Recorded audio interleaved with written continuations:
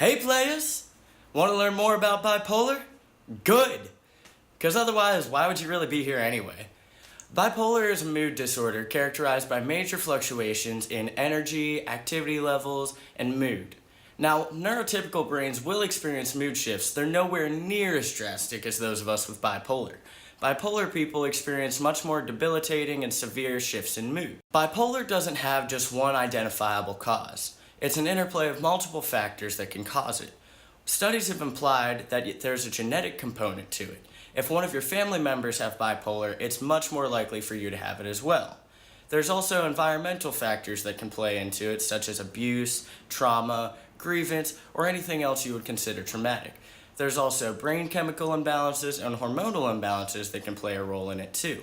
It's even possible that a person could have bipolar, but until they experience external stress, they won't exhibit any of the symptoms. There are 3 mood states associated with bipolar: mania, hypomania, and depression. I'm going to make an entire another video on each one of these, but for now, it's best to describe mania and hypomania as the highs and depression as the lows. Experiencing prolonged symptoms of any of these mood states is considered an episode.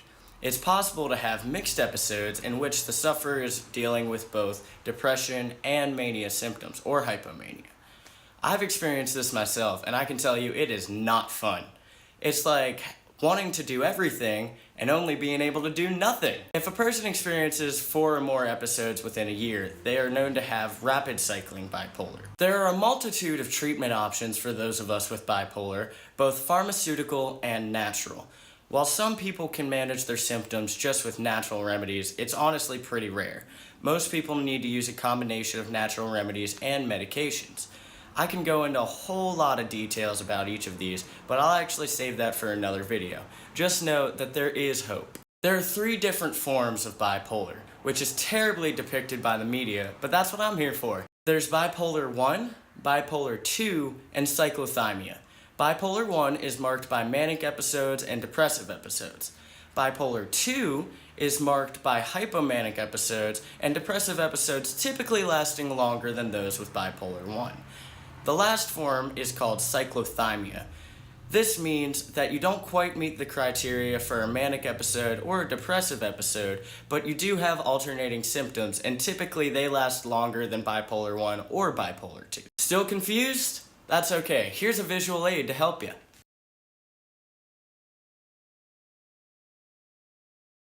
Untreated bipolar can wreak havoc on a person's life. It can destroy relationships, ruin job opportunities, reduce academic performance, and even lead to suicide. 2.9% of Americans are estimated to have bipolar. Of that 2.9%, 15% will die by their own hand. 50% will attempt it, and 80% will contemplate suicide. These are some really painful numbers, and hopefully by understanding and learning about bipolar, we can drastically reduce them. If you're currently experiencing any thoughts of suicide or contemplating it, please call the Suicide Prevention Hotline or reach out to a therapist, trusted friend, or even your local psychiatric hospital. It's not uncommon for individuals with bipolar to have 2 or more mental illnesses. This is known as having comorbid illnesses or comorbidities. Common comorbidities for bipolar include addiction, PTSD, anxiety, and ADHD. I myself have been diagnosed with bipolar 2 and ADHD.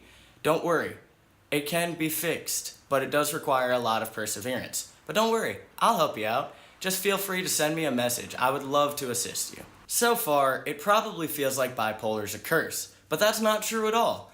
Properly managed bipolar can actually be really advantageous. Bipolar individuals are suspected of having enhanced creativity, which obviously is awesome. This can take us to whole brand new heights people would have never imagined. There's a lot of people that have led successful, productive, and fulfilling lives despite having bipolar.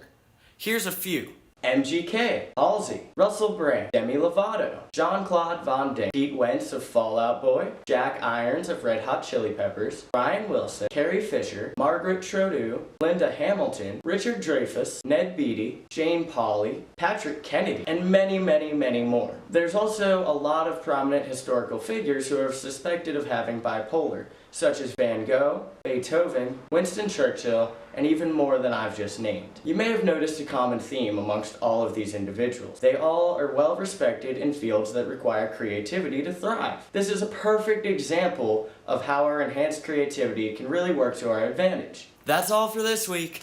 If you found the video helpful, don't forget to subscribe so you'll be notified as soon as I put out another one.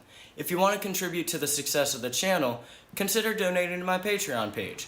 There's a lot of awesome rewards for anybody who helps. Take care. I'm logging off. Until next week, play on, players!